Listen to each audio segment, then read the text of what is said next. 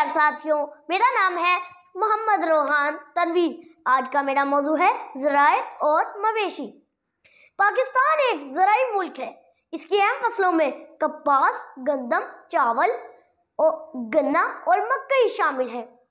ज़्यादातर आबादी देहात में रहती है। देहात में रहने वाले लोग मवेशी यानी जानवर भी पालते हैं। गंदम, किसान गंदम उगाता है। गंदम से आटा बनता है, आटे से रोटी बनती है।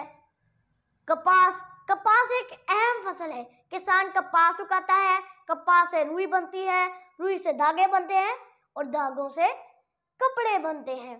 अब मैं आपको बताऊंगा गन्ना। किसान गन्ना उगाता है, गन्ने का रस निकाला जाता है और गन्ने के रस से गुड़ और चीनी बनती है। मैं उम्मीद करता हूँ प्यार साथियों, आज की मेरी वीडियो आपको पसंद आई होगी। शुक्रिया, बाय बाय।